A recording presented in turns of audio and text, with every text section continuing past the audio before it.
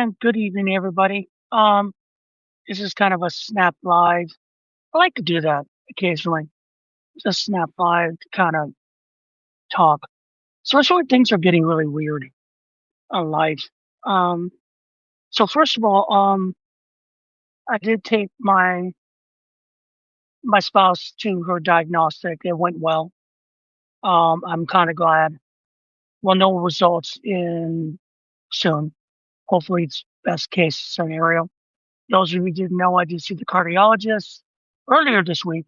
It's amazing when you get old. Excuse me, this damn lump on my hair. It's amazing when you get old when things start to catch up with you. I've been pretty lucky, but the cardiologist basically is saying I need to get a heart valve replacement, but it's strange way they do it now. It's not if you qualify. It's not open heart surgery. It's mostly a catheter that they put the artificial valve on, they push it up in the aorta valve, and then they inflate it, and it pushes the natural valve against the walls, and then it replaces it, and so you get more blood flow. So I'm hoping that's going to be okay. They don't have to go open heart, but it's something that has to be done, and it's going to be a process, and it'll be done sometime in January. And it's amazing when life catches up with you. You've been kind of skirting the edge for years. I've been lucky. Um, because I've always been a big guy, but I've always been active. And it just, life is what life is, and you deal with it. Same my wife, she was talking about what it was worst case scenario. I go, yeah, we don't panic. We just find out what we need to do, how to do it, and how much it's going to cost us. That's life. Which brings me to quick thing I was talking about. I did a live TikTok on Wednesday with some of my with some of a lot of the people that you see on Mike's podcast, The Rational Boomer, Angelica Iowan, TJ the Plumber, Trucker T, um, JD the Farmer. It was a great live. It's up on YouTube if you haven't seen it. If you find it on Binder 38 US YouTube. It's a little long because we started talking about other stuff, which was kind of fun, and we had a good laugh. And sometimes you forget to laugh amongst all these things that go on in life. You forget to laugh, and that's a hard thing for everyone. Sometimes you just gotta talk about stuff that's silly. And the subject of Malort came up, and you just gotta see it. It was a good live. But one of the things we were talking about in the live, and I brought up was um, the ACA and the insurance and the subsidies. That's gonna be a battle because the Republicans really just want to kill the ACA. That's simple as that. They don't want anyone to have health care in the United States. Now they're coming up with this thing that Trump has proposed, supposedly proposed, or you get it for other people, health savings accounts, which you can do like at your job, and you can use it to pay for things. It's a little different than what I have, which is a FSA, which is a flexible spending account, which you use for deductibles and stuff. Um, See, the HSA really, literally, is what you use to draw on for your insurance, and that's what they want to do to replace the subsidies. Okay, I and it's not a good idea because it's not going to affect rates.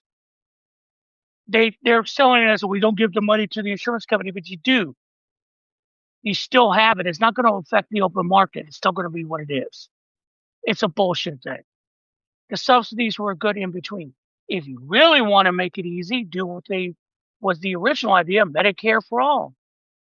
Universal payer, one payer.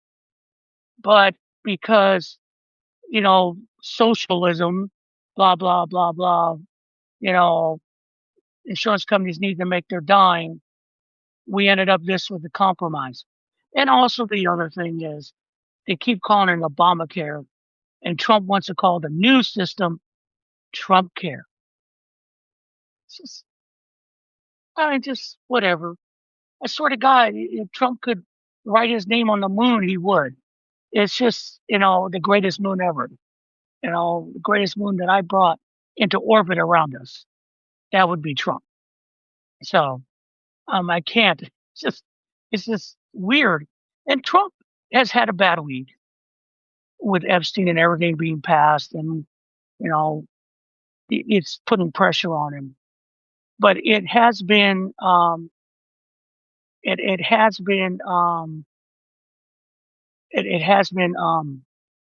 passed. But now the DOJ is going to do their thing. They have 30 days to release it. It's going to be horribly redacted.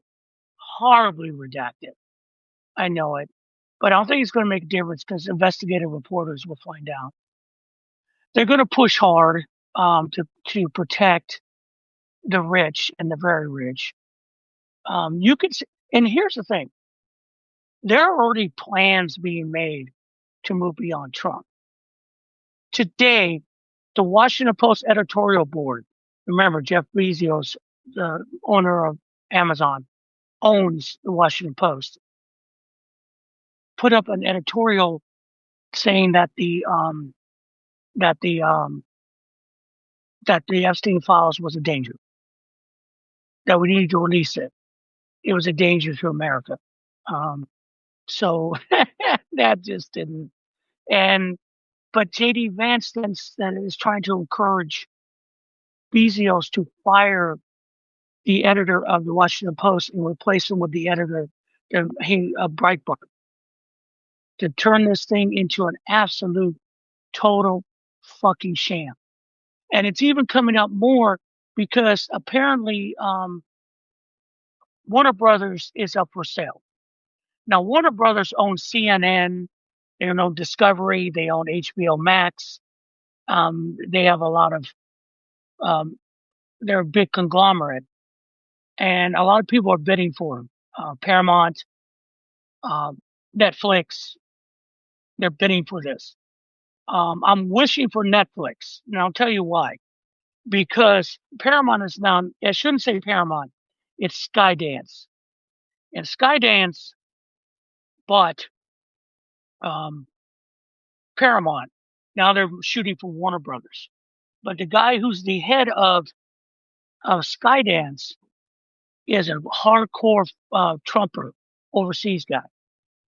And there have already been talks with him and the head of CNN that if Skydance buys Warner Brothers, then they can start firing CNN hosts that Trump does not like. Yeah, it's the typical firing CNN hosts that Trump doesn't like to get rid of them. Who knows? I mean, that's part of it. I mean, Trump's already going after Jimmy Kimmel again. He went after Seth Meyers. That shit ain't gonna fly anymore. It's a sad thing. And it gets weirder and weirder. Everything's getting weird as we're watching the death spiral of Trump and the Trump regime to an extent. I thought it would last longer, but it looks like it's going to bear with me a moment. I have to check something here. All right, I'm back. I had to clarify something because okay, that's what it is on the phone. Okay. If you're watching this, this is Johnny's here from Canada. If you have seen this and want to sweat it out, go ahead. But I'm just going to continue here for a while. Now, Trump is vacillating through to really weird ass behavior. Let's talk about what happened earlier the last couple of days. A bunch of several Democratic lawmakers, including those who had served in the military, like Mark Andrews, have served in the CIA, Lisa Slotkin, put out a public service announcement because there had been already reports that many military members were reaching out to lawyers. Oh, that's fine, Vincent. Don't worry about the questions. I'm just rolling here. This was a snap anyway because there's a lot of things. And again, with the live, you can find it later on Substack. It'll be in your emails. later on. And you can see it. There'll be clips. I'll post some clips up on TikTok later on and YouTube. But so so going back to what I was saying, it's just really weird to watch him spin out of control. Okay. And the first thing was, the PSA. So all they're saying to those who have been, who serve in the military,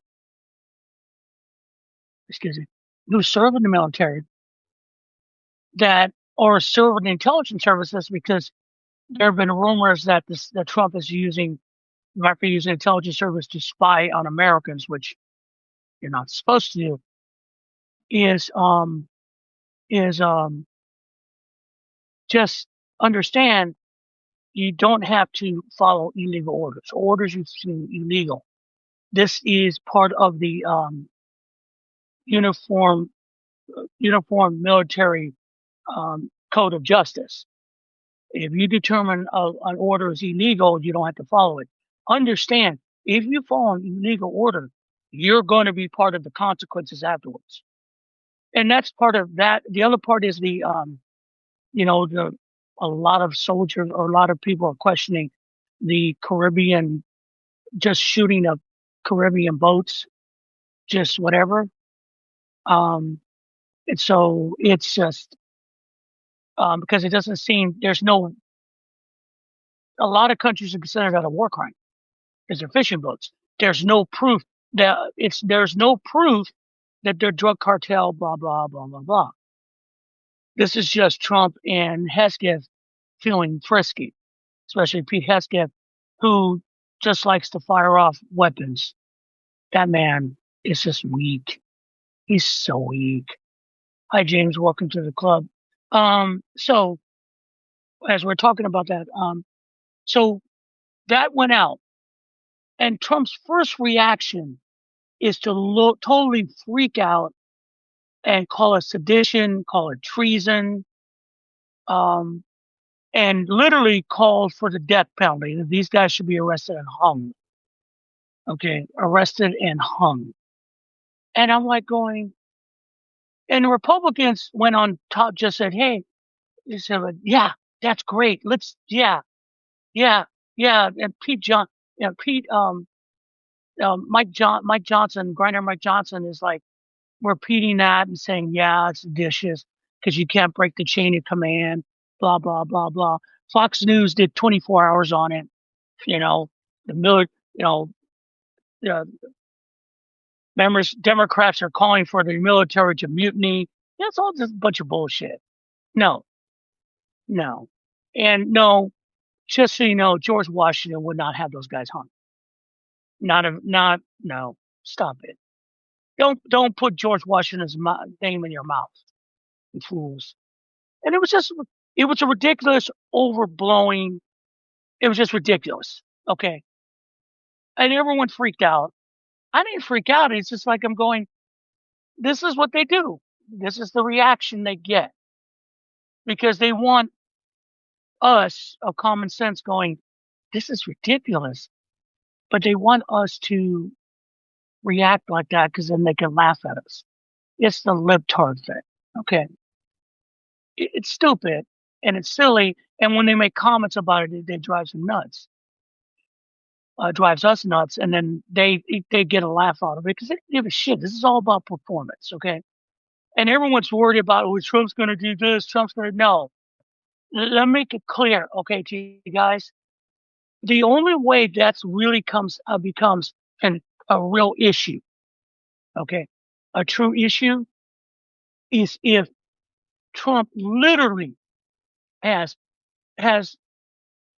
the FBI the FBI agents literally grab at least Slotkin from the Senate, drags her out and forces her onto her knees and summary execute her in front of us on the Capitol steps.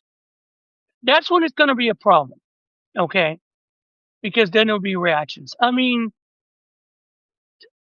some people was talking about, this is just another thing for violence. Yeah, I know that. But also, this is a man really flailing around. I mean, his power has been snapped. As soon as the Republicans voted for the Epstein files the way they did, it snapped. And then Republicans in Indiana now going along with his redistricting plan. People questioning him. James says Trump is demented. Yes, in his own special way. But a lot of people love him. They think it's all fine. And you could see what the rights react because they need outrage. Okay, that's another thing we want to talk about. That he says something like that, and they said something like that. The far right needs outrage. They need outrage. They need outrage because they got to hide stuff like the unemployment rate went up to 4.4%, which is not a good thing. Again, jobs are the layoffs have been the big 183% increase in October. More jobs were lost, even though they're trying to hide it. The economy is not doing well. This is another thing to hide the economy.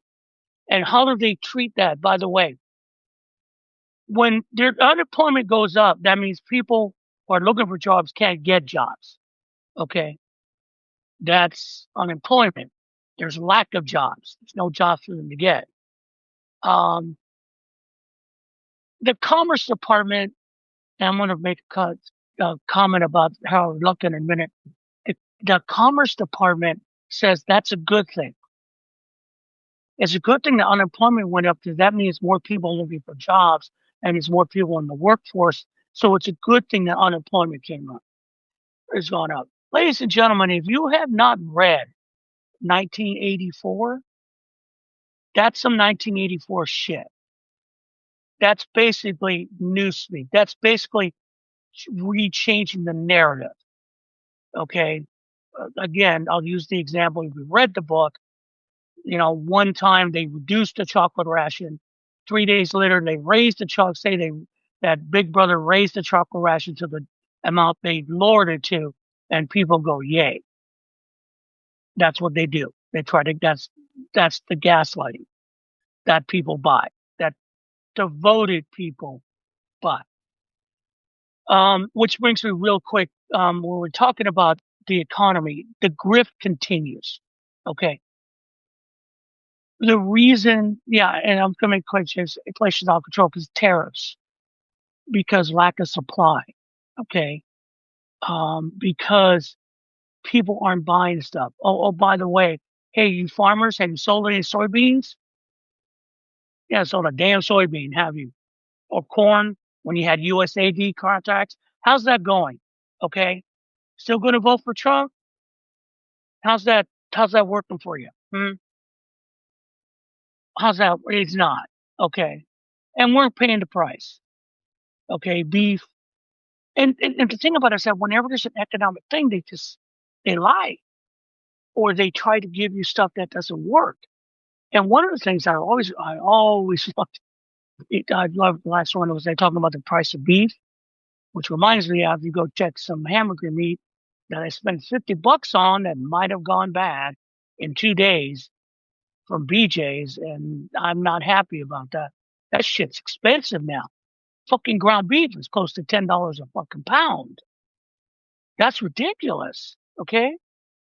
And on a side note, and I keep jumping, so forgive me, but they're all interrelated.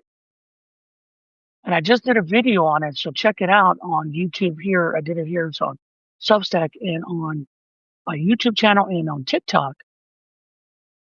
In Washington, in the state of Washington, there's a man sick from H5N5, which is bird flu, a human bird flu, which is different than H5N1. H5N1 is bird flu amongst birds, wildlife. And he raised chickens and they think he got it from the chickens. They don't know if it's airborne. They think he had some interaction enough with the birds that might have let it go. He caught it and it mutated to make him sick. They're concerned right now, the Centers for Disease Control, the CDC, the competent people right now are watching 100 people that had interactions with him, hoping, uh, hoping that that has not mutated where it goes airborne. Because I'm going to give you a fact that scares the hell out of me is that if it goes airborne, unlike COVID, which had a 33% before vaccines, 33% chance of mortality, there's a 50% mortality with bird flu. We're talking Ebola stuff without all the bleeding.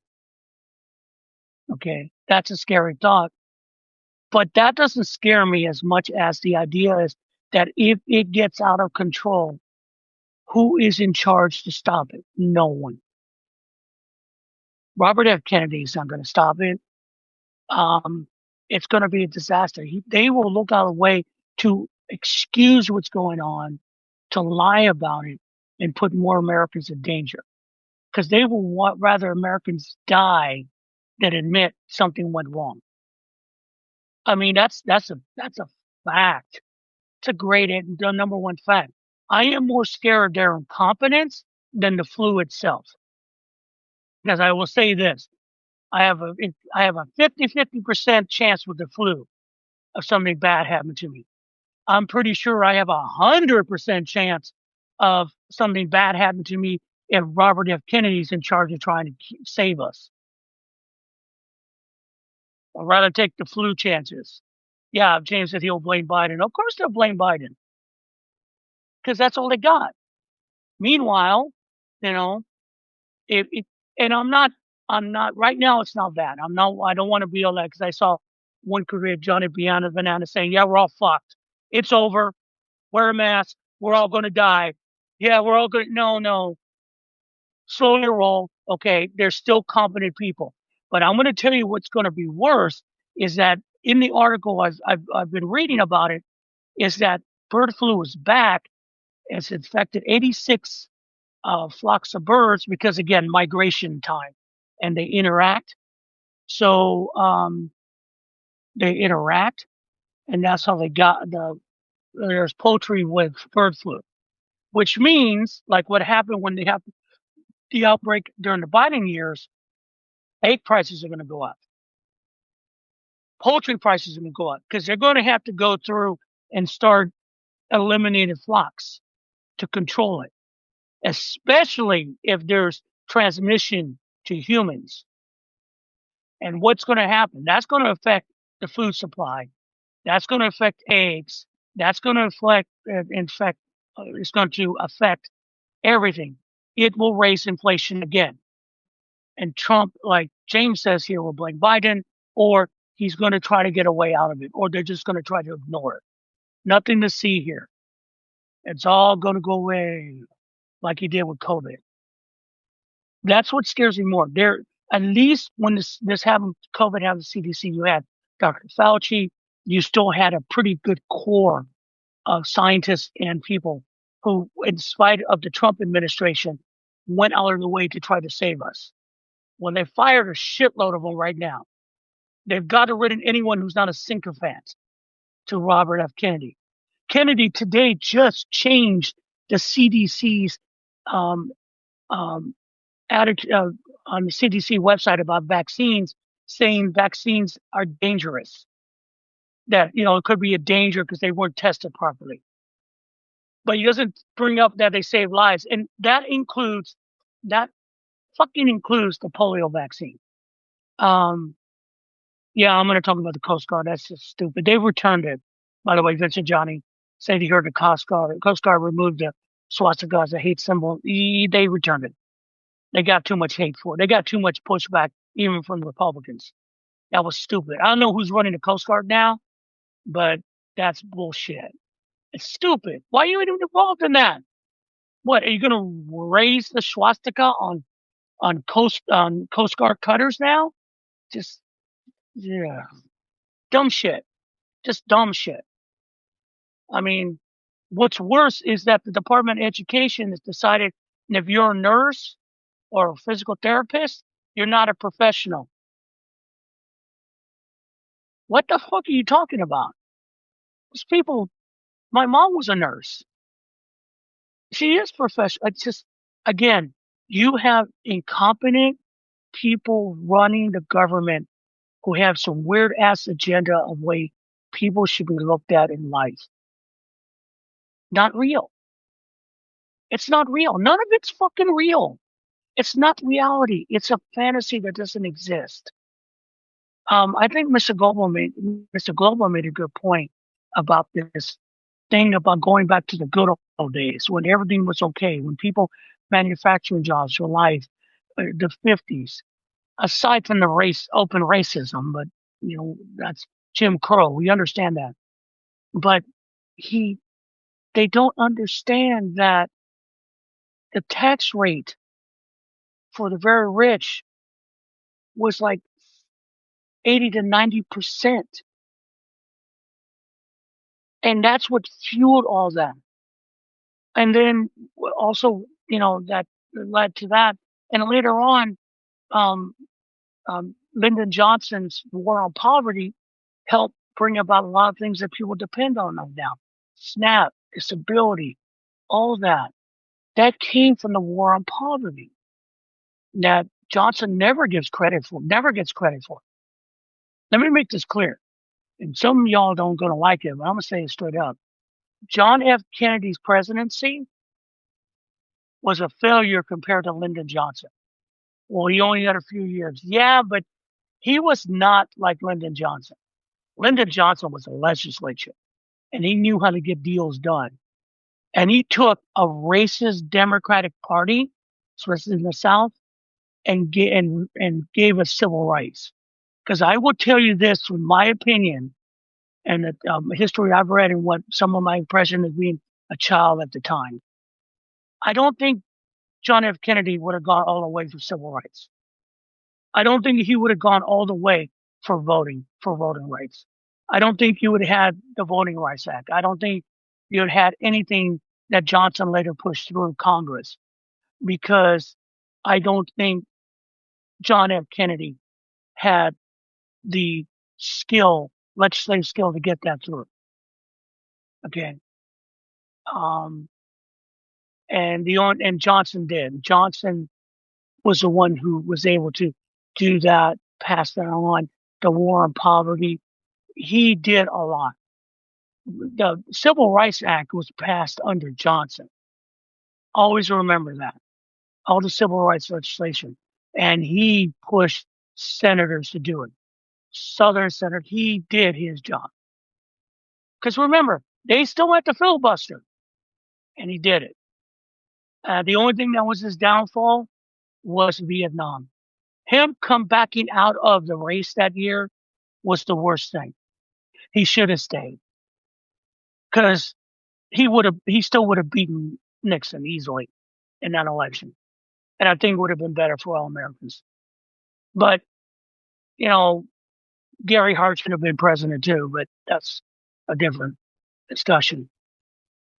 But the point is that when we're talking about the economy, these things affect the economy. The bird flu will affect the economy, not just the loss of life, but food supply. And we have people in our government who are incompetent assholes who don't know what's going on. I mean, they just can't cope. They're over their skis and everything. And they're corrupt.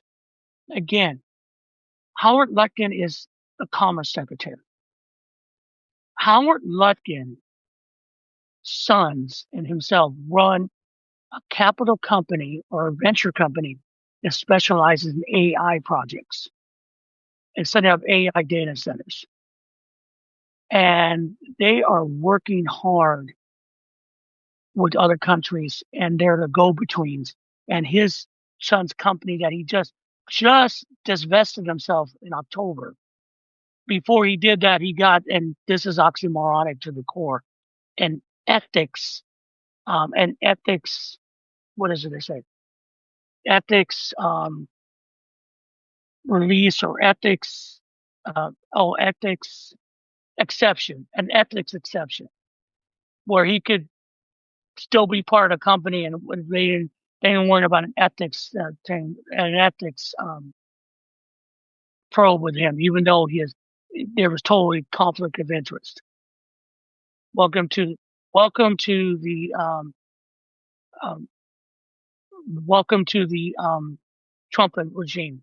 Yeah, James said Lutkins is a clown. He's smuggling it all the way to the bank. Yeah, he's not the one that's worse. It's Ken Hassett. Ken Hassett, who's the head of the Economic Council, that man is creepy.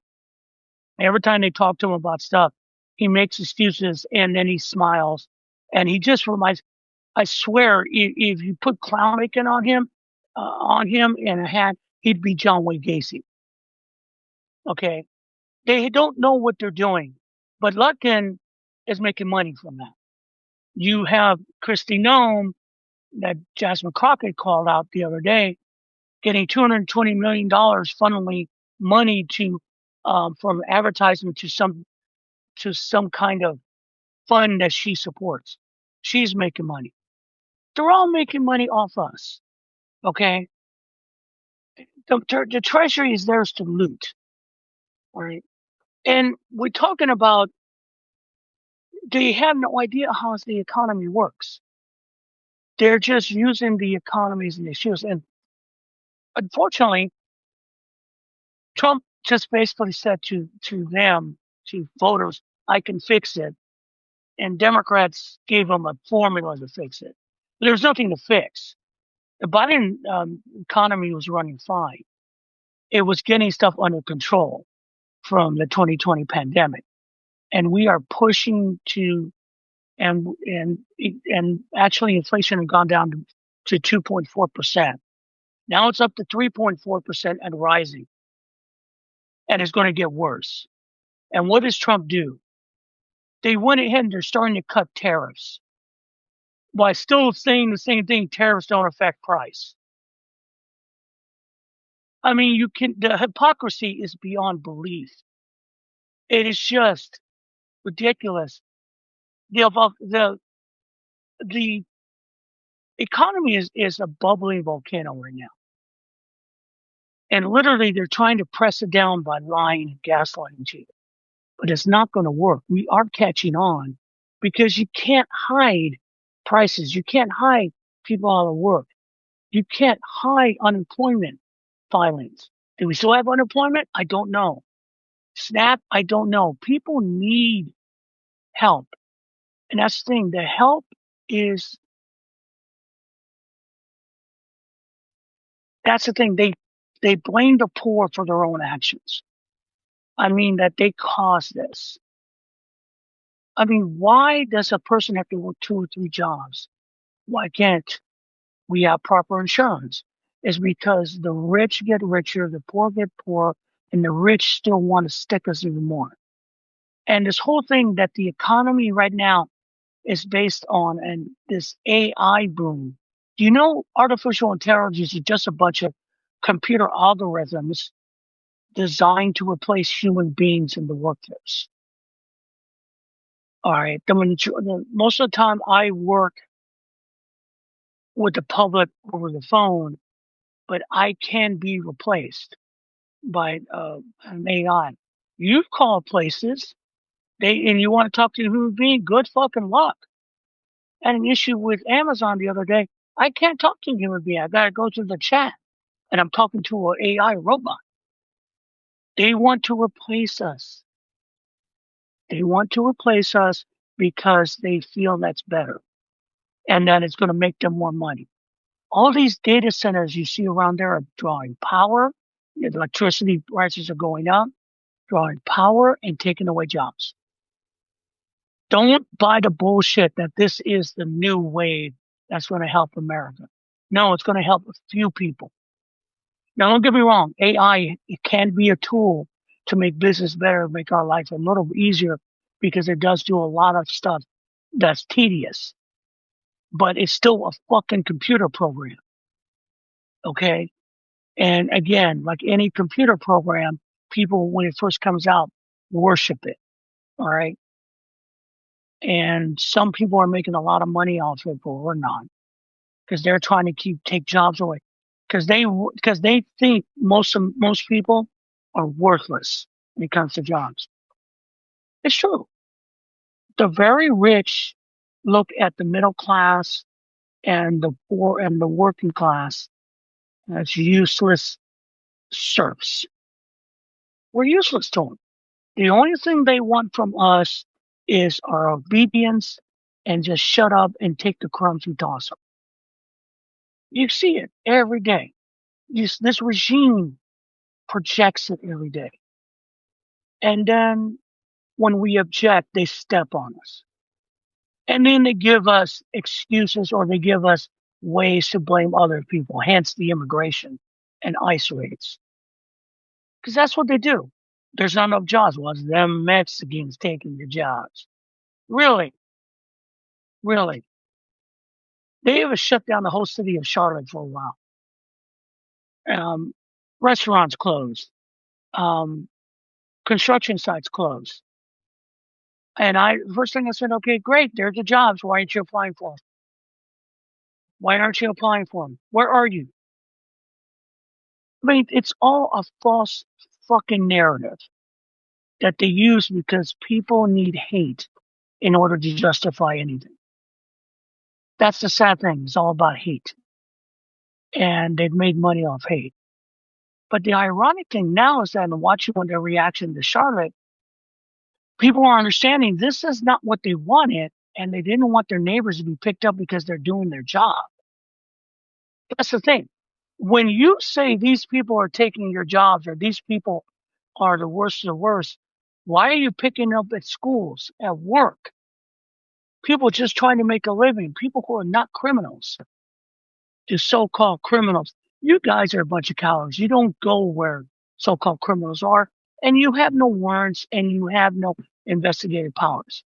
I'm in a battle with some guy on TikTok was objecting that people were honking horns and getting in the way of ICE.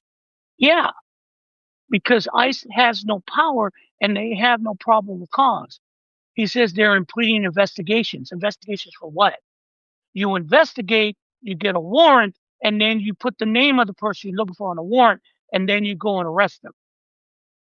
That's the way it's done. It's always done. It's constitutional. Fourth Amendment rights, Fifth Amendment rights, right to habeas corpus. But they took that if you're a person of color like me.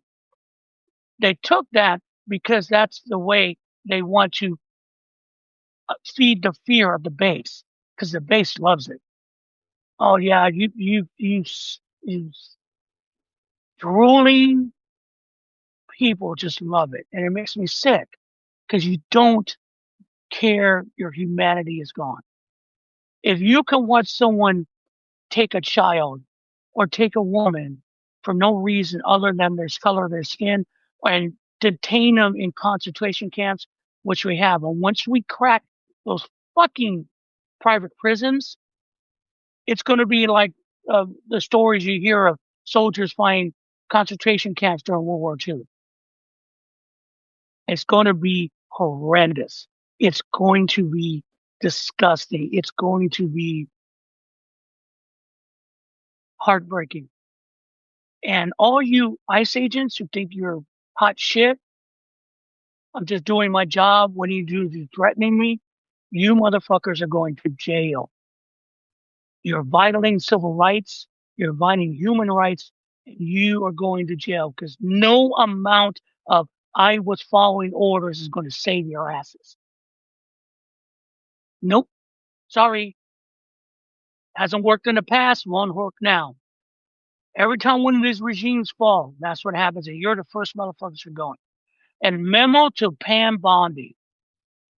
Um, um, you're going to jail too. Not Trump. You. Okay. John Mitchell was Nixon's attorney general. John Mitchell ran interference for Nixon during the Watergate. Nixon got pardoned. Mitchell went to jail. Remember that, Pam Bondi. Remember that.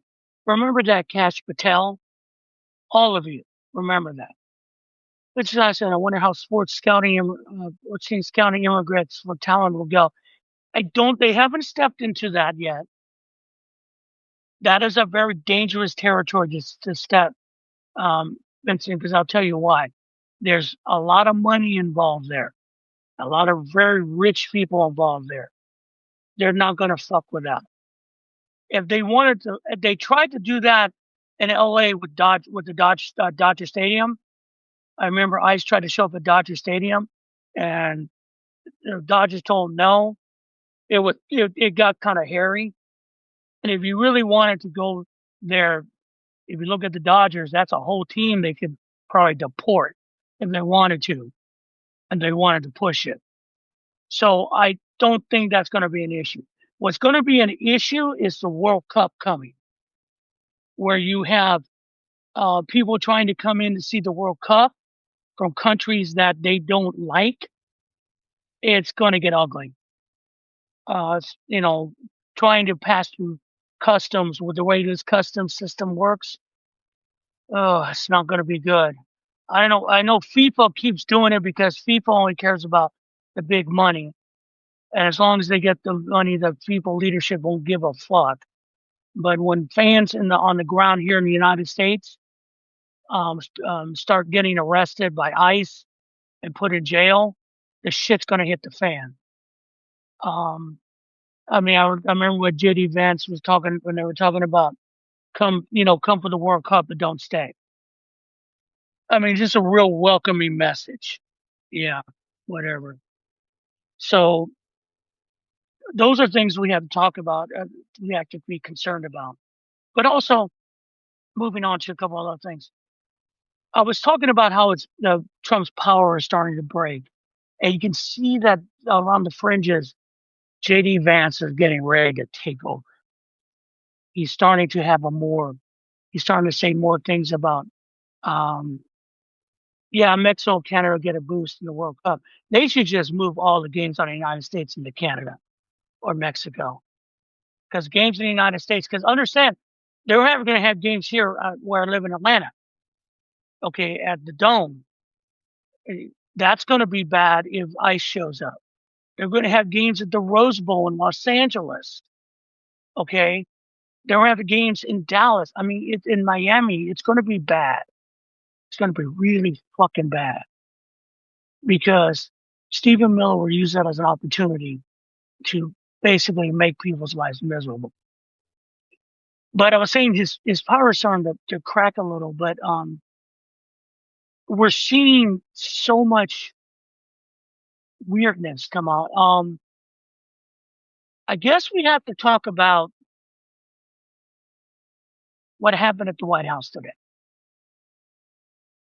I watched the videos and I don't know what to say because Trump went from crazed dictator, I'm going to hang Democrats for saying that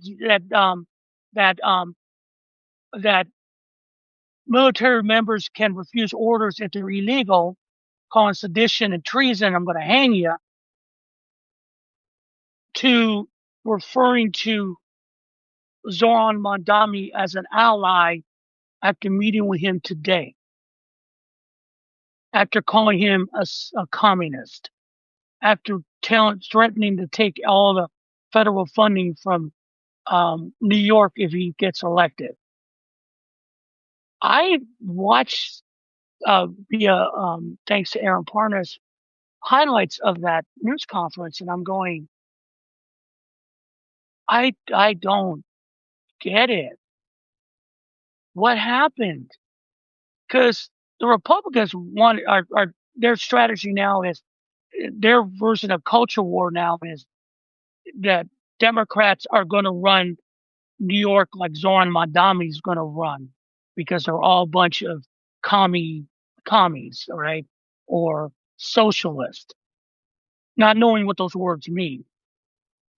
I mean, the wrap up to this includes rumors of, and I love Facebook. Facebook is where boomers go to die, or their brain cells go to die, saying that there is going to be no Macy's Thanksgiving parade on Thanksgiving Day. Why? Because Zoran Mondami said that Macy had to pay him money to use Fifth Avenue. What? No, that's not true. That's not true. And it's just a rumor. And I see these people come do TikTok. I'm going, you really, really should. This is the problem with social media that I'm talking to you on now. That some people really don't understand. Now, when you open your mouth, you better have some semblance of fact behind it. A lot of them get away with it. A lot of them gaslight and make a lot of money from it. Me, because I tell the truth, like I make diddly squat. I mean, thank you for those who have subscribed to my Substack channel. If you haven't, I'd love. I have a paid subscription. It's only like $8 a month. If you want to support my work, that's great. Just go ahead and hit the paid subscription here. I don't hide shit behind a paywall. I don't. All my shit's for free. My shit, my, you know what I'm saying? It's for free. But if you want a paid subscription, I really would appreciate it. It helps me have days where I don't have to deal with people and maybe retire finally.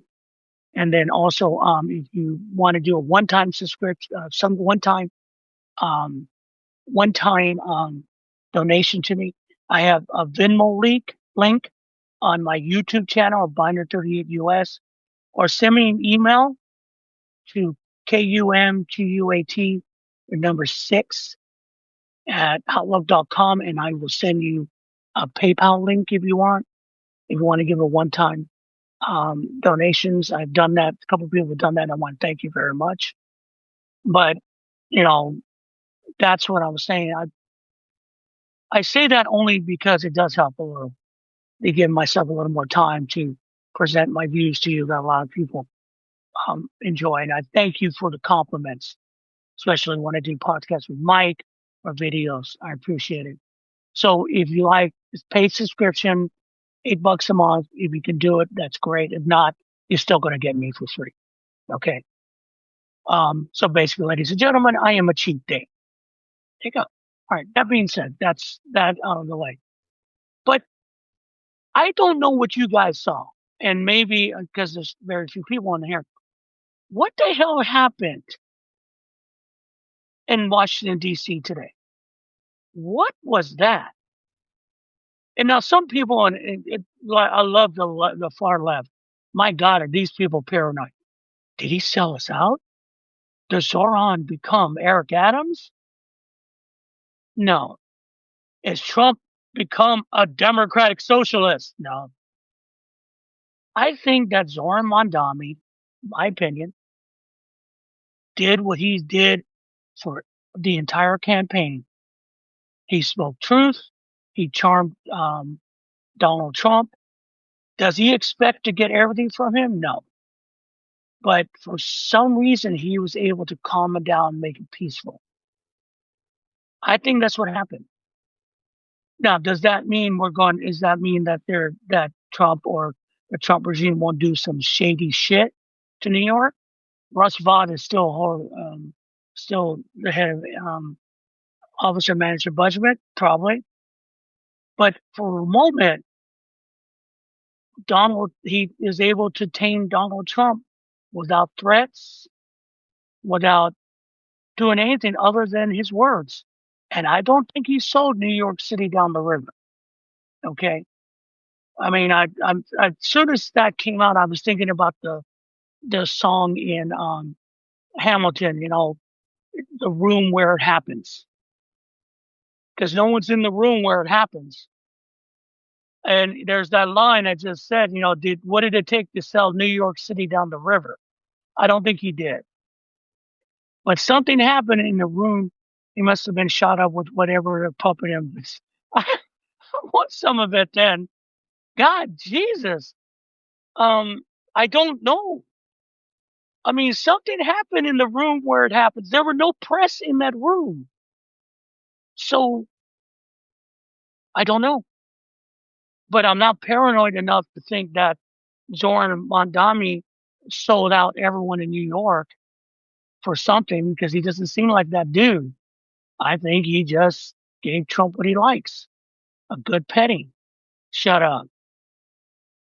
I hear all you. Shut up. Okay, shh, quiet. All right. That being said, but I mean that's how weird. But see, that's another thing of the weirdness we're dealing with, the back and forth bullshit dealing with the Trump regime. Okay, and his sycophants are the worst of the worst. The bubble-headed bleach blonde that comes on at 5, known as Levitt, uh, Carol Levitt, um, his press secretary, justifying him calling a reporter piggy because he's just being truthful, justifying that Trump told Mondami he could call him a fascist or a despot. I didn't get that one. Was like, go ahead. That's all right. I'm good with it. Okay. So if he said you were a pedophile, wow. Because will there be any turkeys for Thanksgiving with bird flu running around rampant avian species? John said, plenty of turkeys I've seen. Um, Remember, turkeys already have been frozen, so that's already in the market. My biggest concern is that with avian flu, it's not the turkeys. It's more basic poultry and eggs, because that's what affected everything before. Turkeys are pretty much the same price they were last year. No, I'm not talking about the Walmart thing, but they're running from the high end 99 cents. You get a butterball like at BJ's, or if you spend so much money, some stores will let you buy for 49 cents a pound. It's the other items that you have to buy around it. The vegetables, potatoes, what you ever have. Those things, a lot of the side dishes are more expensive than the damn bird itself. That's honest. So those are things you have to work about. Work about. I'm hoping that it's not going to be what they think of. My concern is that if it does affect the poultry stocks, Brett Rollins is a freaking useless piece of shit as Secretary of Agriculture. She will have no idea what to do. And Robert F. Kennedy, I don't know what to say because this is the one fear I had that something would get out of hand and that motherfucker was going to be in charge. Holy shit. I mean, that just would be a disaster and a half for all of us. I don't want this to be a Stephen King novel, but with him in charge, that's a possibility. So I'm hoping, I mean, we'll see. We'll see. Because the problem also, trust me, these people will hide shit from Trump. Things will get hidden from Trump. They were to an extent during COVID. They will get hidden again even worse because they want to keep their phony baloney jobs and their their sycophancy to make sure he loves them. That's the hardest thing for these people. They want to be loved so much by Trump. It's really sick and sad. And I have been reading articles too, moving on to Epstein real quick, that while the rest of us are disgusted by it and don't give a shit who's on that list, let's see, didn't Trump want eggs from Turkey and they sent through a plane and eggs broke? I haven't heard that one, but I wouldn't be surprised. Hopefully they got their money up front, whoever sent that to. Where do you ship eggs like that? I mean, eggs have enough time on transportation. And yes, an air. That's God. That's so stupid.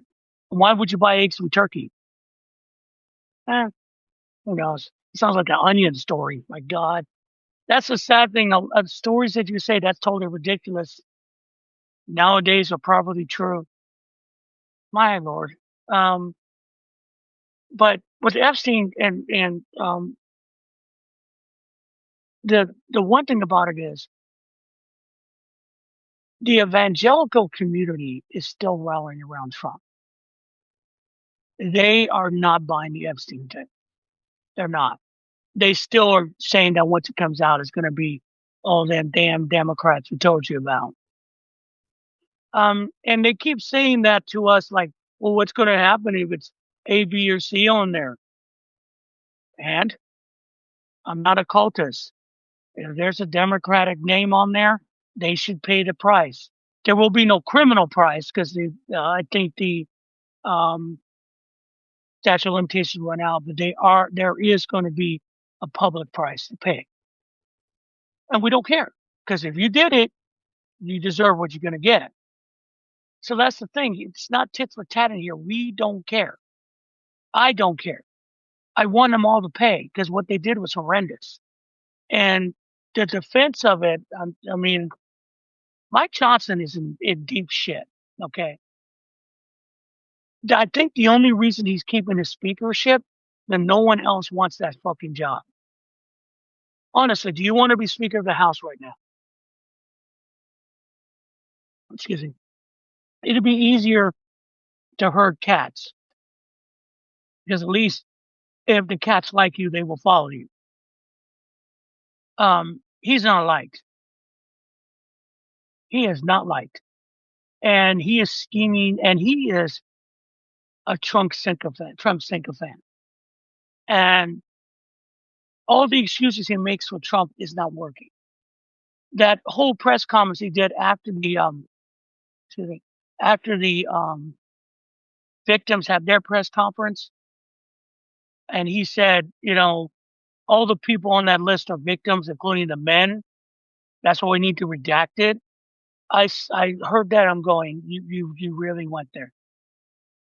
You really went there. You're telling me that those men were forced into being on that island and forced and to participate in depravities.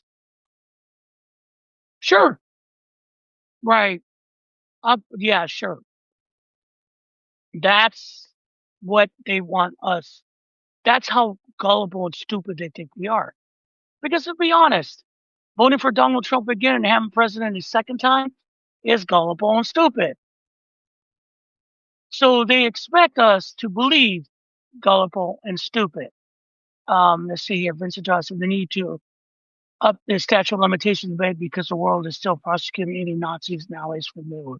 Two, yes, I think there's a standing thing on that, but the statute of limitations when it came to Epstein, it counts on the state, since a lot of the people were victimized. If it happened in New York has an extension that once you discover the crime, the statute of limitations reset.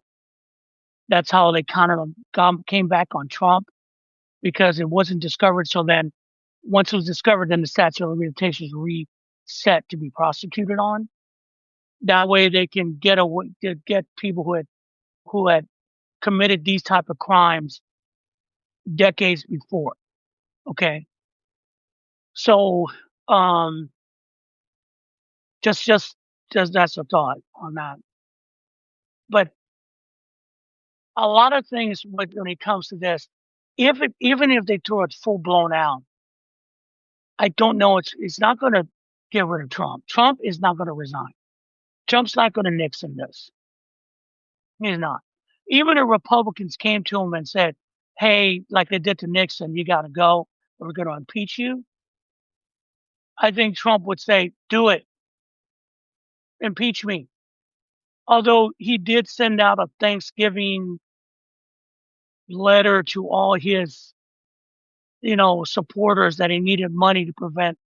Um, he wanted more donations, $25, be giving in the giving season to protect him from being impeached. Please, God Almighty, who still sends donations to Donald Trump? Who? Who? I mean, he's won the election. What? But they still do it. I read there's an advertisement on Fox News for guns, Trump guns. Yeah, I said that. Trump guns. I mean, the grift continues on and again. They said, well, he's just being a businessman. That's not being a businessman. That's a con man.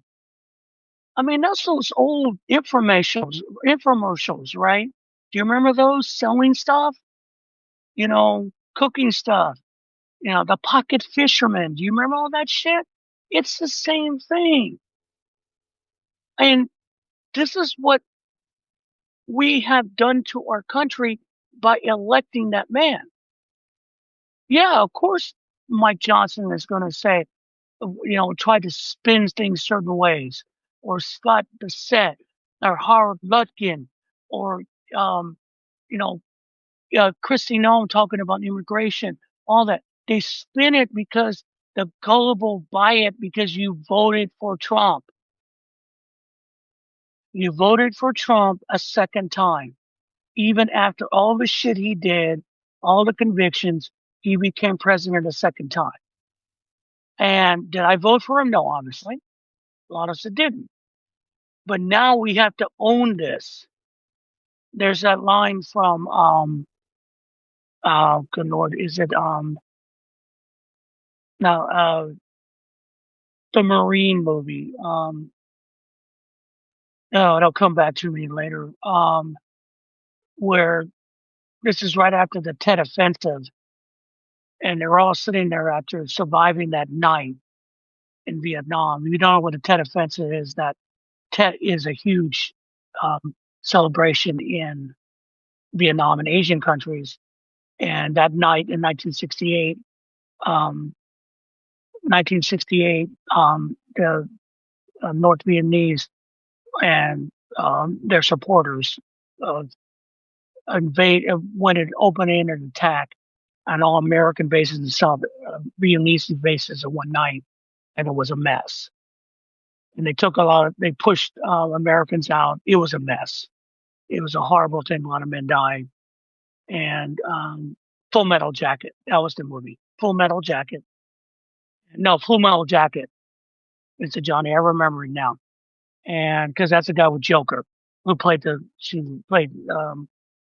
was who went through the basic training with um, the Marine actor uh, Lee.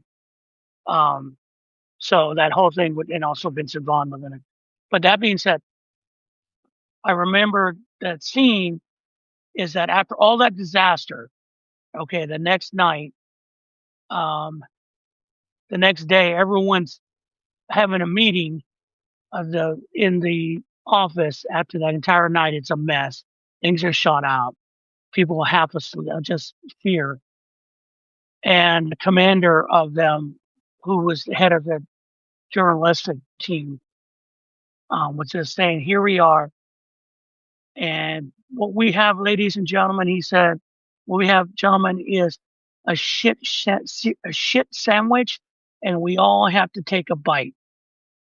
And welcome to the second Trump regime. This is a shit sandwich, and we're all trying to get the taste out of the mouth of this right now. Some people like it. Apparently, there's still 30% of this country just love it. The rest of us don't, and we're rejecting it. Apparently, tomorrow there is a no regimes day in D.C. and Portland. There's protests. We'll see how that goes. There was supposed to be a blackout to stop Black Friday, but everyone moved Black Friday up to today, actually, the 20th is Friday. I don't know how successful it is. But things are fucked up economically when Fox News did a bit on Christmas, and they brought some weird ass whoever lady that said, "You want to solve your problems for Christmas on a budget? Buy gifts for just kids." I mean, that's the thing. You want to solve the economy? Spend less. It's ignorance. They'll sell anything because let's face it, we're talking about Fox News, and these people have been bred on this. They love fascism. They love their king. They love their king. That's why when you speak to ilk of them, they get all weird and they look for ways to get pissy every day. No, I don't. I mean, every day I don't need MAGA to help me get pissy because I just have to read some headlines in the New York Times, which brings me to something I was going to talk about too. And I did a video a moment ago, is about the media, and things will get worse if certain things happen. So Warner Brothers is up for sale. Okay. And there are many suitors because Warner Brothers has a lot of, movies. They have HBO Max. They have a lot of like Discovery Channel, Food Network is all part of their umbrella. TNT, their umbrella. If you got HBO Max, you get a lot of the programming. This is all under the Warner Brothers umbrella. And there are suitors, and that includes CNN. Okay. There are suitors to buy Warner Brothers. Netflix is one of them. Comcast is another. But one of them is Skydance, and Skydance just bought Paramount. That was the whole CBS thing, where now they turned CBS News into MAGA News with Barry Weiss, whose first thing she did was fire everyone of color at CBS. How someone, let's see here, Vincent Johnny, Trump administration bureau of report of murder of natives, something I can't remember. You're talking about Khashoggi. That's probably what you're talking about. MBS and ordering the murder of Khashoggi, the Washington Post reporter. But that brings me back to what we were saying is that Skydance bought Paramount, they bought CBS, and then they went total MAGA. Their CBS News is MAGA. Total MAGA. 60 Minutes MAGA. It's done. Barry Weiss, that woman is just basically a MAGA influence. She was part of the New York Times, and they said, get the fuck out. They couldn't deal with her because she was too far right radical. So she ended up now as the head of CBS News. And I will not forget the first thing that she did, she got rid of so-called DEI hires, which is basically anyone of color, you're out. I don't know why people did not file lawsuits against her for discrimination, because that did happen in New York, but to each his own. I don't know why they didn't, but people fight their own battles their own ways. But Skydance is making a bid for Warner Brothers.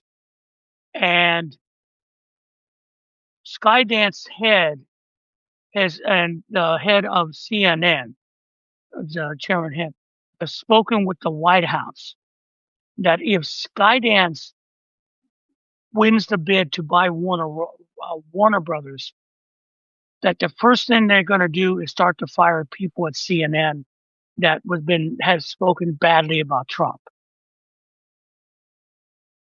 Okay, that's why I'm hoping Netflix buys them, because at least Netflix doesn't give a shit about them. My understanding, the head of Netflix is not a Trumper. Who owns Netflix is not a Trumpican, and that's a good thing. But right now, that's the concern there. But it gets worse, because as Trump's power fails, J.D. Vance is starting to move in the shadows behind him, picking up power, trying to get people to support him, and trying to make sure that if Trump is forced out, or nature takes its course, that he can step in with a power base. Because let's be honest, the MAGA base hate his ass. They don't like J.D. Vance. They know what J.D. Vance is. We know what J.D. Vance is, and even they know that J.D. Vance is a piece of shit. So, and a liar and an opportunist. And so he has been talking to Jeff Bezos, because today the Washington Post editorial board put in an editorial against the release of the Epstein files. Not even the Wall Street Journal did that. They printed an editorial against the release of the Epstein files on the basis of national security. Really? Now, if you don't know, Jeff Bezos owns the Washington Post. That's the Amazon guy. Okay. I hate Amazon. It was a great idea. Amazon is a great company to the sense that the idea and what it does for you. What I hate is that you can't take a little less profit and pay your people properly. I mean, if you take and pay you people like the warehouses and the work for you and the drivers, $35 an hour. Everyone said, well, they're just warehouse workers. Fuck you. They service you. Okay. At least they would have in healthcare. You know how much that's going to reduce his profit? Not much. Maybe 10, 15%. Oh no. Yeah, what it still would mean he would make billions about billions of motherfucking dollars. You could raise your Amazon Prime a couple more dollars. You're doing it anyway. But people would still have a living wage. They'll be loyal to you and you still make money. And yeah, so you have to put off the 15th yacht you own. That's the insanity of the super rich. That taxes, even the percentages, they make so much money, it won't matter in the end. This is about power and control like it is always with fucking rich people. Okay, they want to feel better than you.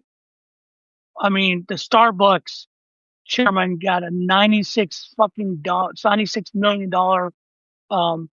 bonus. $96 million.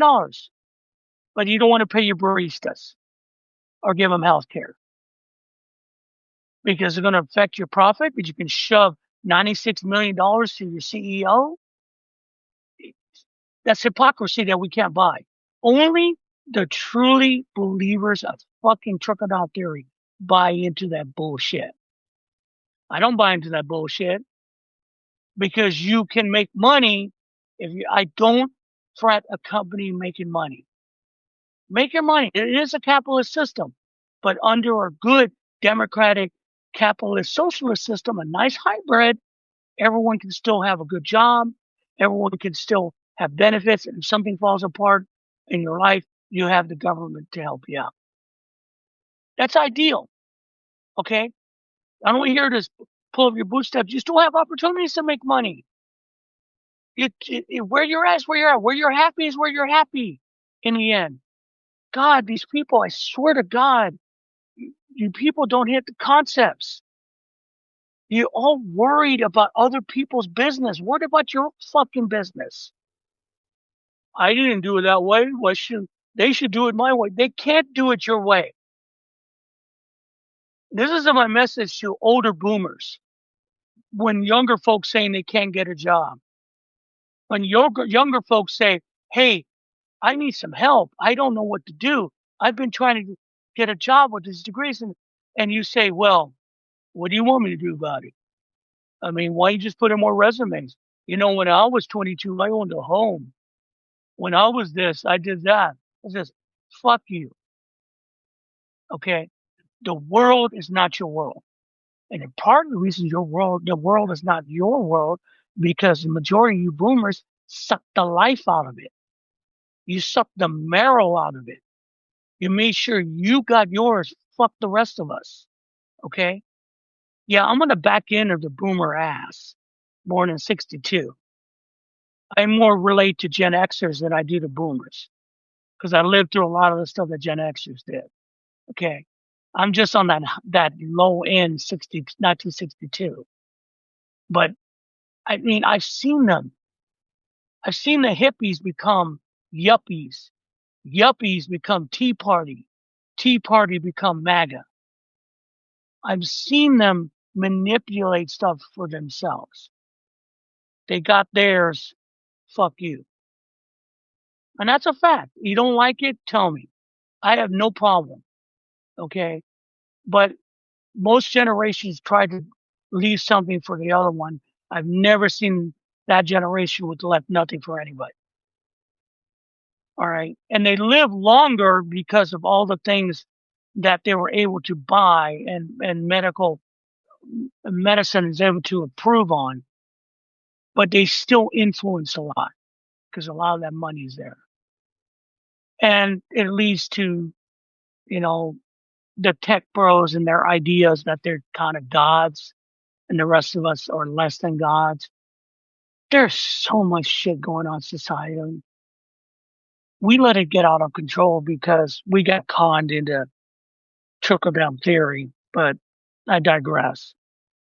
But JD Vance is trying to get not only the Washington Post, I told you he's trying to get the Washington Post to get rid of their editorial staff and their editor in chief and replace them with the head of Breitbart, Steve Bannon's right wing rag, so they can fix the problems of Washington Post, and he has an ally.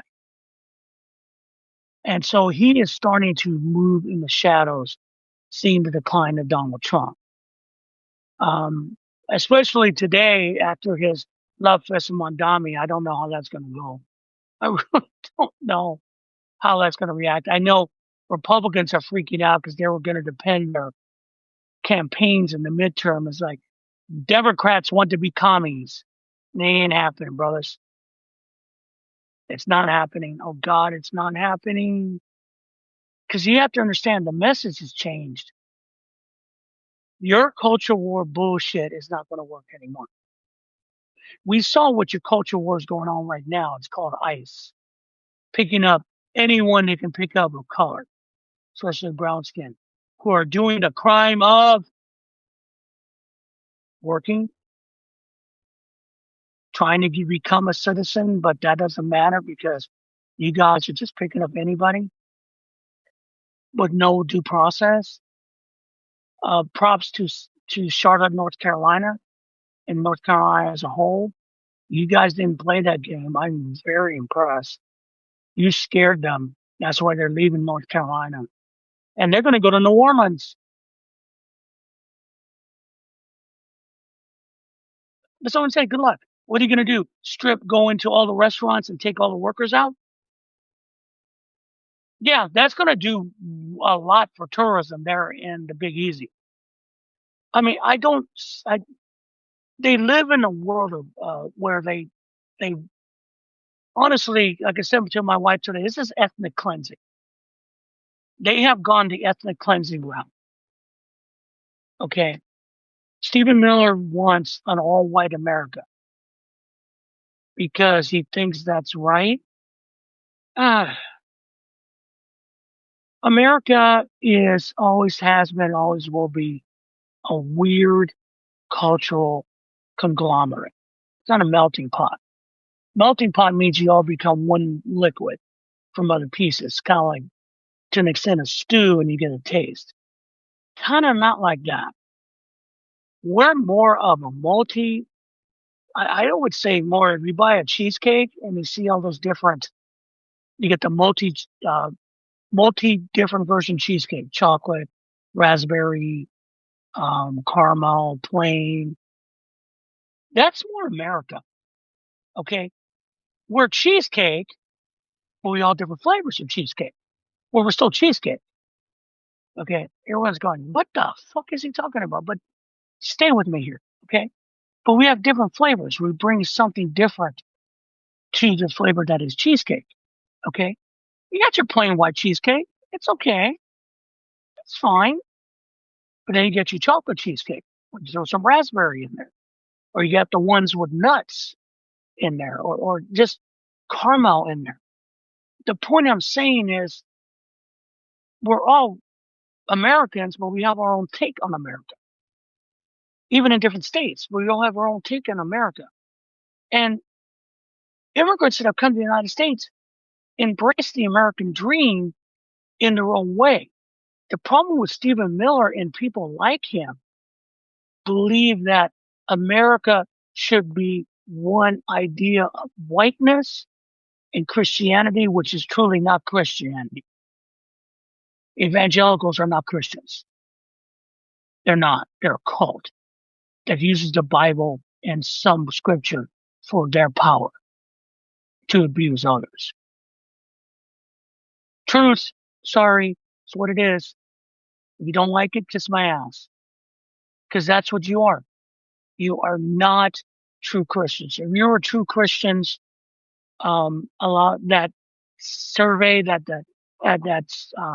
social experiment that woman did. Love, you gotta love raspberry marble and America's all flavors. Yeah. So you're down with the cheesecake. Yeah. I like the raspberry marble. That's a good one. Um, the chocolate one, it can be a bit much. It's a little rich for my taste sometimes.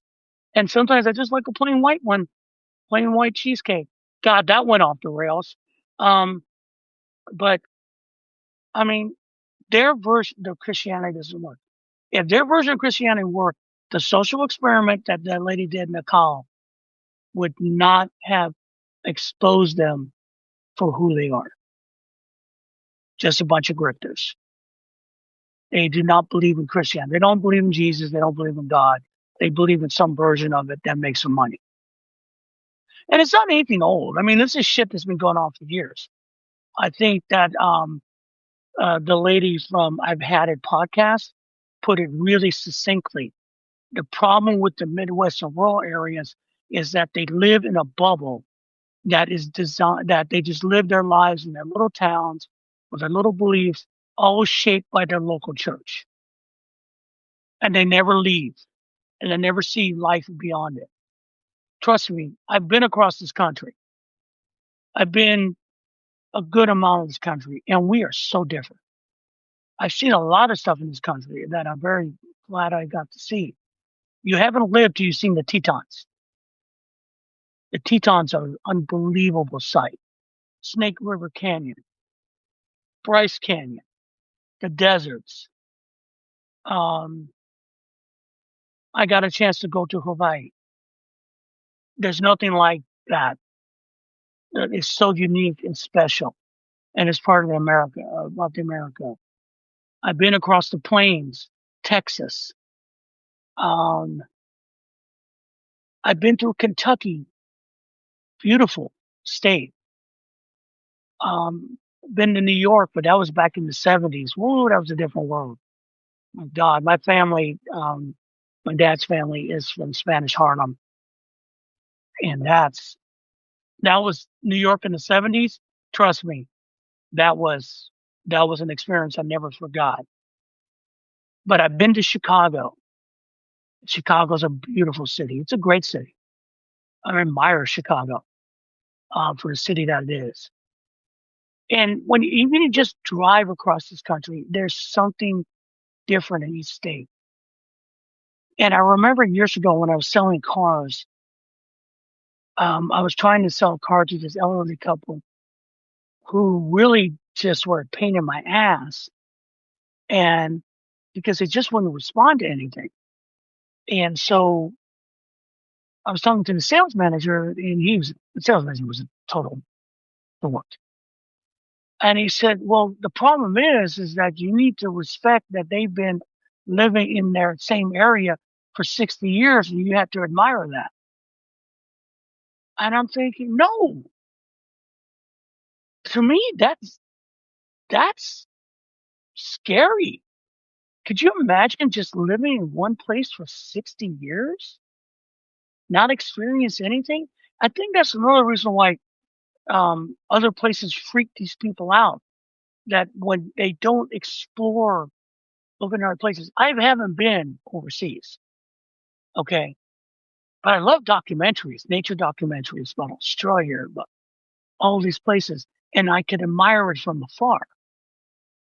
And I think it's beautiful, or different foods, and I mean, when until the Travel Channel went stupid. I mean, anyone who's a fan of Anthony Bourdain, God rest his soul, taken from us too early for reasons I don't know.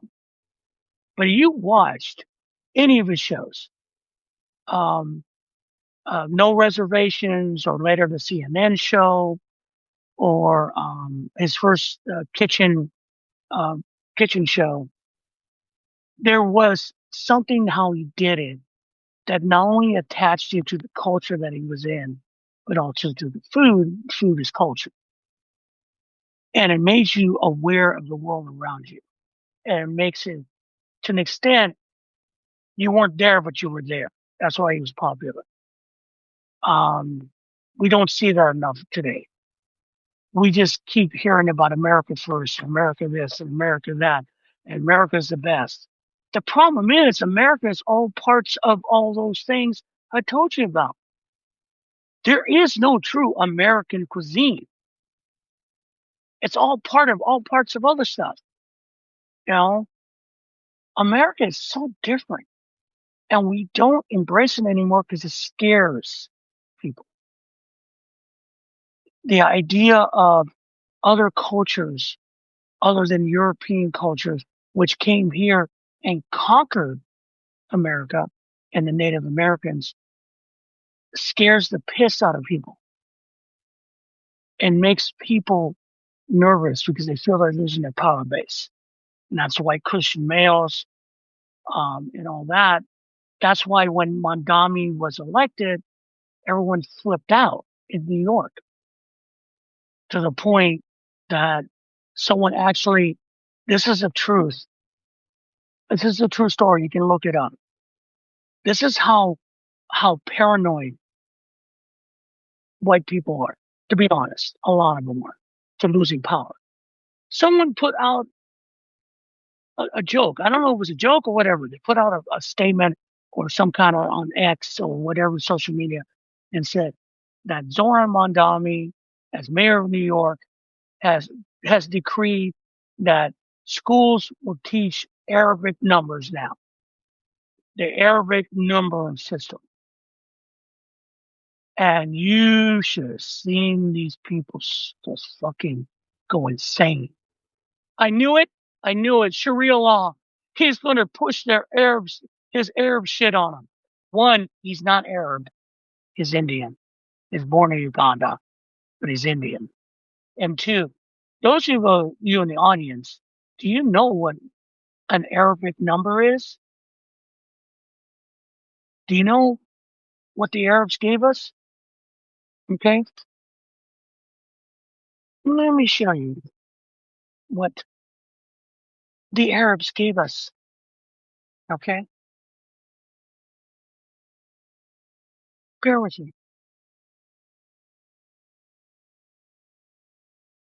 See that? Those are Arabic numbers. They gave us the numbers we use all the time. The only thing they didn't give us is zero. That belongs to the Aztecs. The Aztecs gave zero. I'm going to claim that. But the point, do you see that? Those are your Arabic numerals. And people flip the hell out because they are so dedicated to outrage. That's all they got. That's it. They have to be outraged. They have to hate everything. They have to be fearful of people taking what's theirs. And the majority of them have nothing anywhere to take. You have nothing to take. Okay? You are giving these people, the only thing you have done is let them take your rights and let them take your empathy and let them take your soul. Because you sold your soul to feel more superior to people you think don't deserve to be living. How do you live like that? I can't. I mean, you get mad at people. Everyone has their own prejudice, but in the end, we all respect human beings. It's funny because we're talking a moment ago. We're talking about social experiments. Do you remember that show on ABC? They don't still do much. What would you do? Where they send an actor in to do something outrageous, like at a restaurant, um, and what would people react to it? Social experiment. Caught one of those on TikTok today, where this lady came in just asking. She wanted to get something to eat, and she had a few bucks. She was homeless, and the bartender said, "We don't serve homeless here. We don't serve you." She's like, "I just want to get something to eat so I can leave. I want to get something warm to eat.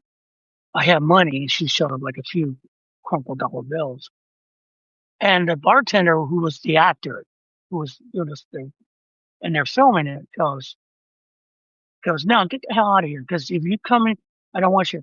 And there was one lady, she goes, "Just let her order whatever she wants and I'll pay it. I'll give you $20, whatever she orders, okay?" And then there was another older man on the other side of the bar. It was a bar. He said, "Yeah, and whatever, if that doesn't cover it, I'll cover it." But then there was another guy, an older guy, sitting there eating. And he said, and the guy goes, "I don't want to serve him, because then the homeless come in, she smells. I mean, they don't have a line of people thinking they'll get free food." And one guy said, "I'm paying for the food. It's not free." Okay. And then this older guy goes, "No, I'm with the bartender. Those homeless people need to find their own way. They shouldn't be in the business. I run a business and I hate them." Okay. And this is on national TV. Okay. And, I'll come to people. Trust me, homeboy couldn't wait to leave. Okay. Because you got caught being who you are. What's that old saying from Maya Angelou? When someone shows you who they are, believe them. Yeah, he did that. And they're all ones of them. I love watching them because they were social experiments. That's why I'm shocked what that lady did. Everyone's all upset. Yeah, what's the difference if 60 Minutes had done it? 60 Minutes had done that with her and made phone calls. Okay? It would have been the same thing. That's what they did. I mean, some of them were like amazing to watch people react in a good way. Okay? Because it might have been a little bit over the top, but sometimes it's not. Because some of the things they did, they had one, I remember this one, before all this immigration bullshit started. Okay. I mean, there's always immigration, but before ICE, before it made it a crime to be a brown person in this country, where this guy, it was like Napa or something, and this guy came in, he was Hispanic, looks like one of the workers came in to eat lunch at this place. And he sat down, and, a waiter was serving, and they had the actors in the corner going, "Why is this guy here? Does he even speak English?" They were, haranguing him. And then the majority of the patronage said, why do you bother? Let him eat his lunch." What I was always shocked about watching is the majority of people who were part of these, except for a very minority, stood up against those people being bad. Okay. And they stood up and said, "Hey, no, this is wrong. Let me help them. You don't have to be like that. It's not your business." And those they're gone the way of the dodo. Don't see those anymore. It's pity. But it showed people when push came to shove that they weren't bad people. There's, like I said, again, being a nerd, I remember there's a line from Men in Black. He was saying, he was talking to Jay. Ken was talking to Jay before he became an agent, and he said, "Because why all the, why the secrecy? Why, people would understand, son of condemning socialism." I'm going to get to that in a minute. Where, so why don't you tell people? He goes, "Because a person will understand. A person will understand individually. People have prejudice, anger, and panic. So that's what we're going to do. It's always the mob mentality." Space shuttle. Hi, well, what do you think of the bill some Democrats signed into condemning socialism by association condemning Mondami? They can go fuck themselves. Because that is stupid. That is, again, corporate donor bullshit. They were trying to get ahead of the game, because when Mondami was sitting was going to meet with Trump, they were trying to get ahead of it it went because everyone was saying that, um, really, not a shock. She's taking a lot of fucking money. Um, it's kind of about Salazar. Yeah, I agree. But what happened today in the White House just blew that up. Okay. Trump's reaction to Mondami just blew that up because those Democrats thought they needed to do something in order to blunt what Republicans are going to say about democratic socialism. Well, it blew up in their faces, both their faces. Because with Donald Trump saying we're going to get along, now how do you spin it? How do you spin it? And that's just bullshit. That is just them trying to keep the donor class off their backs. Mr. Johnny, COVID damaged people mentally. Yeah, it did. But remember, I think mentally and also PTSD. Okay. No, it's not. Spice is not going to work out for. No, it's not going to work out for the environments. Hakeem Jeffries better watch out because there's someone like Mondami coming for his seat. I'm pretty sure Grand Planeteer is going to win. Bear with me a minute. Oh, my microphone didn't go off. Weird. Um, I'm pretty sure Grand Planeteer is going to win the, the nomination for a couple of these mics. Hold on a second, guys. These headphones have been given me. Wait a minute. I'm pretty sure that Grand Planeteer is going to come off, is going to win the nomination to be run for Senate for Maine. I think you're going to see a lot of that. Kathy Hochul better watch herself because her Lieutenant General, Anthony Robaldo, is a Democratic Socialist. See, it's about explaining stuff. Explaining stuff. Because one thing that when I was on the live with TikTok with a couple of my, uh, like I said, a lot of people who do stuff with Mike the Rational Boomer, is that they were talking about the rural people and how Democrats don't appeal to the rural voter or farmers. And they were saying that, and JD the farmer, he is a farmer. And he said part of the problem is that they keep talking wrong to him.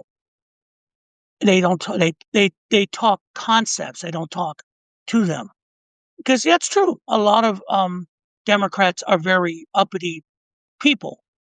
They're well educated and they don't know how to relate to people sometimes. And I think one thing they have to remember is that they forget for all the big words about farmers and the land and all that.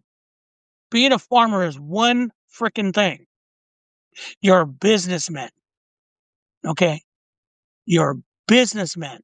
And what does a businessman do? They make money. Okay. So if you're a Democrat running in rural areas, especially with farmers, my message is I'm a Democrat running for the seat. Let me ask you a question. When Biden was president, did you sell your soybeans? Did you make money? Now that Trump's president, have you made money? Are you in debt? Are you worried that you're not going to sell your crop? Okay. If you vote for me, we're going to make sure we get rid of those tariffs. We're going to work hard for you to get rid of them so you can sell your crop and make money. How's that sound to you? That's an easy message. Tell them, appeal to them. Don't worry about the culture shit and all that. Okay? Just tell them, I understand that you're not making money because Trump screwed you. I can fix that to make money again like he did under Biden. Appeal to that. Don't worry, bring up the immigration stuff. Just say, hey, we'll deal with that. They're wrong about ICE. We'll come up with a system where everyone can get a path to citizenship. But right now, if we can get you work, get you money, would you vote for me? I mean, it's ridiculous. Let me see here what Spacer said. Not sure if you saw Kathy.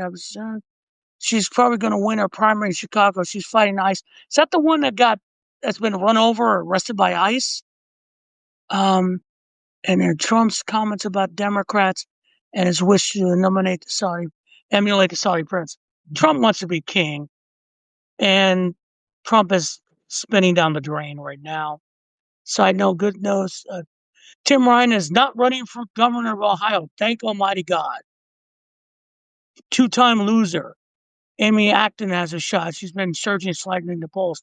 Look, to those people in Ohio, if you think Vivek Ramaswamy is your option to help your state, please, please put down the pipe. Okay? Yeah, Tim Ryan's a joke. Tim Ryan's a two-time loser.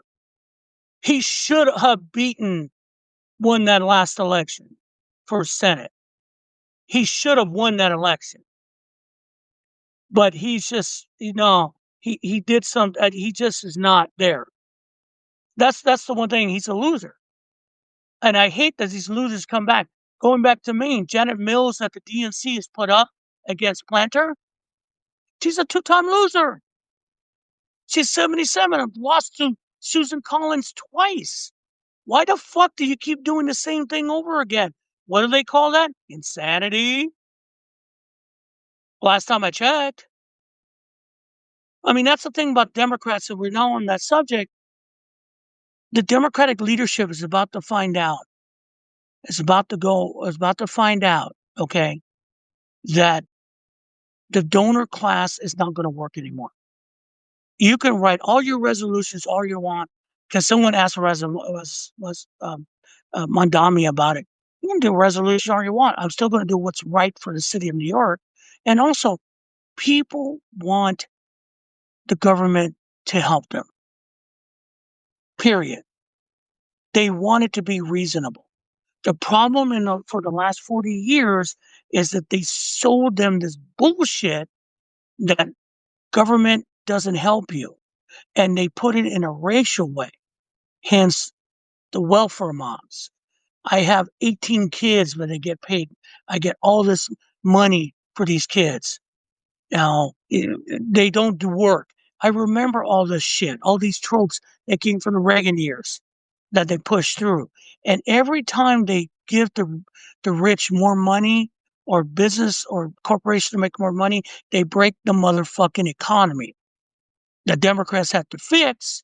And then once it's fixed, they break the motherfucking economy again because Republicans win on culture wars. It's time to take culture wars and put them to bed. It's not working. And I don't think people are buying that shit anymore because the culture war of hate is being played out with men with masks over their faces. Now, Nicki Minaj, I have no idea. Honestly, Nicki Minaj means nothing to me. And I think it means nothing to anybody else. A lot of these people are losers. It's funny because I listen to all music, okay, but in the '90s, country music was great. Garth Brooks, um, you know, all that music that came from the '90s, country music was great because country music also, contrary to what Jason Aldean would say, country music also was radical against the working man, um, against the corporation, against society. If you listen to '90s or good country music, they are protest songs to an extent. They got twisted later on. And my wife and I were talking about Dolly Parton. Now, a lot of the older country music people have fallen off the wagon. In other words, they're looking for fame in the wrong places and they go to MAGA. They go do weird shit. I've seen it, I've heard it, and it disappoints me. Garth Brooks being one of them. Because I'm a huge fan, love his music. But his country music in the '90s, know every song. I mean, who doesn't? I mean, but as they get older, they lose their relevance. They don't hang on to who they were. They want to be something more because they're afraid they're going to lose it. The one country person I will say has not done that is Dolly Parton. And I'm a fan of Dolly Parton. Her music, great actress. Should have done. If you see 9 to 5, she carried the whole damn movie. She puts her money where her mouth is. She took her hometown and invested into it. She's invested in the community. She's invested in um, reading programs. She's invested in people. She is well loved because she earned it by thinking of others, not herself. Because she didn't give her fame. Her fame is who she is. She hasn't changed that. People who try to, as artists, try to reinvent themselves. It's only, yeah, isn't Dahlia right? And she hates Trump. Yeah, she hates Trump. Why does she hate Trump? Because she can tell a liar. Because that's the thing. A lot of the people in the red states have been conned by rich people over their years who take everything and give them nothing.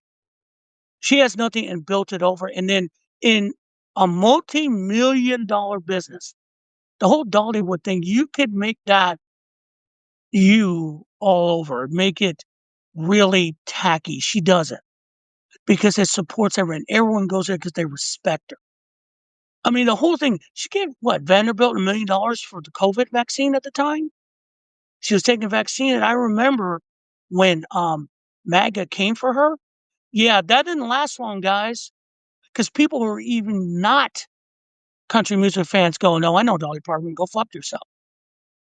And I was talking, the reason it came up with my wife, because we were driving back to the doctor, is that one of her songs came up, is that her sister, because she hasn't been feeling well, she was married to the same man for a while. He passed away, and she hasn't really been taking care of herself. So she's taking a break from her music. At her age, she's still doing it.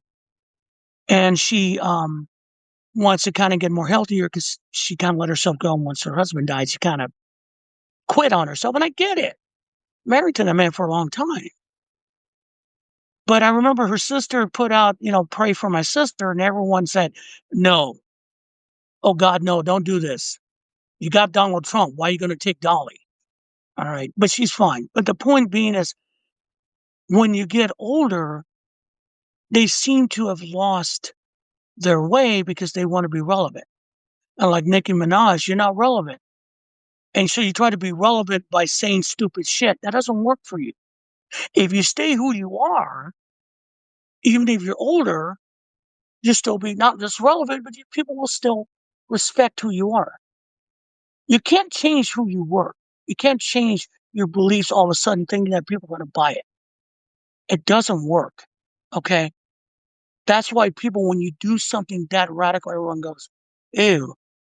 And when you support someone like Donald Trump, they really don't like it because you feel like you're being betrayed. And Donald Trump is literally ruins everything. This is a man who lived his life as a con man because his daddy gave him money and he lost that money. So the only way he can to people to respect him and run this, he wanted to be bigger than he is. And he was able to con his way to the top biggest office in the United States. How we bought into that bullshit, I will never know. I don't know. I don't get it. I will never get it. I never got it from day one because the message was false. And now, not only did we buy it, they bought it the first time, we bought it a second time, even worse. Let me see. Sorry, there was also an ex-staffer, a former Democrat turned MAGA Congressman Jeff Van Drew tried to stage an attack so he can incite the right against Democrats, drawing a fake scar on herself. These people have no brains, just the air. So yeah, the cons worked for the years for percentages. Their 30% of people are defending Donald Trump as a pedophile. The Epstein doesn't matter. If he did it, who cares?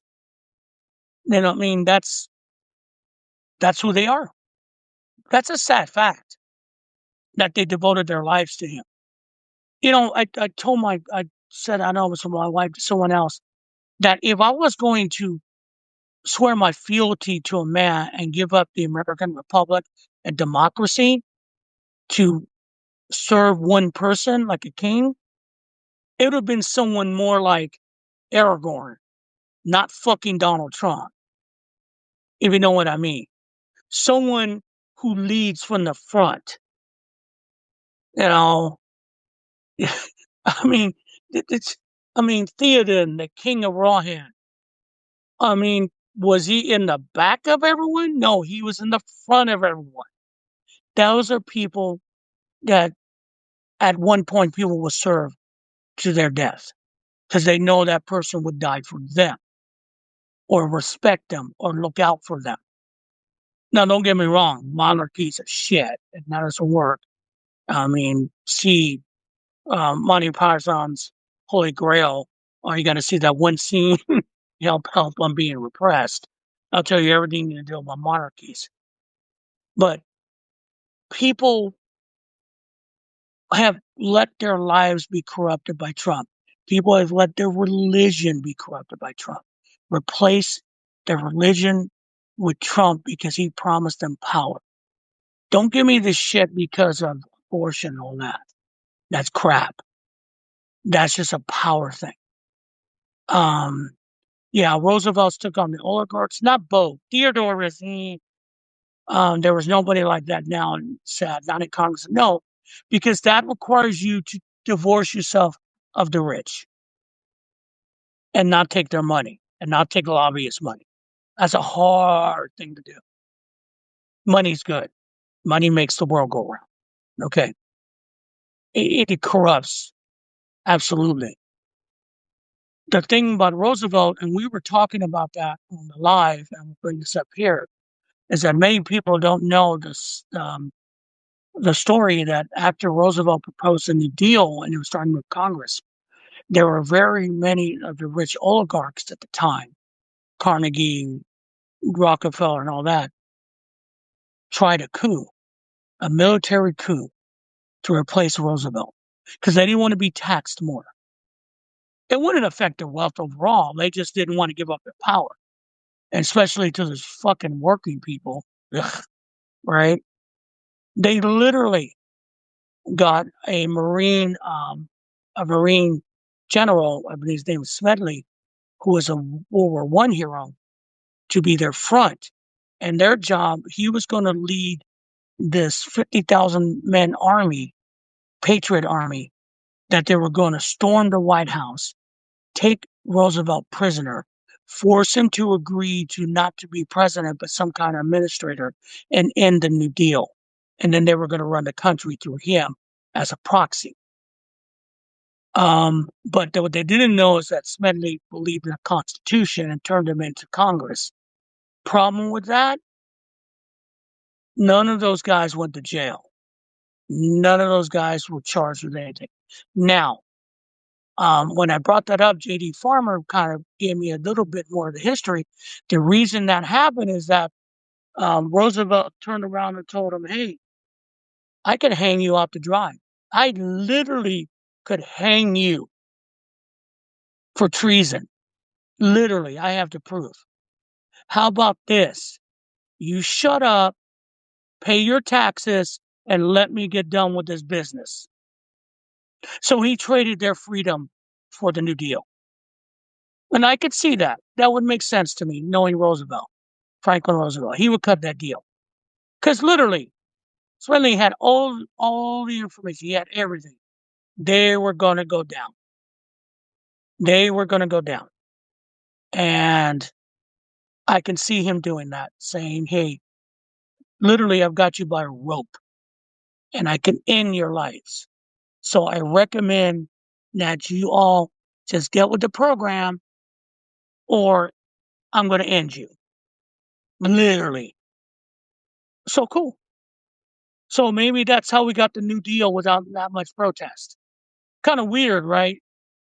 So that's a little bit of history. There is a book on it. I'm going to find the name of that book again, and then I'm going to put it in one of my posts. But it's a fascinating bit. They were going to do a movie on that, and the movie vanished, which is kind of weird. One movie that Mike the Rational Boomer saw, and I got to go see it for myself, is Nuremberg that has come out with Russell Crowe playing oh good lord, I just drew a blank on him. It's about the Nuremberg trials, and he'll come back to me later on, playing one of the Nazis there. But he says it's a very good book, a very good movie. Talks about how Germany became what it is, the propaganda, the fascism, how it all ended up the way it did. There are parallels to us, but the one thing that's different is that you have to admit we may have fascists. We have really some really fucking incompetent fascists. They are not very bright people. They don't know how to really manipulate, and they pissed everyone else off. And the one thing about Americans, we don't capitulate really well. We're not that good at that. We don't buy into stuff. We try stuff out, maybe twice.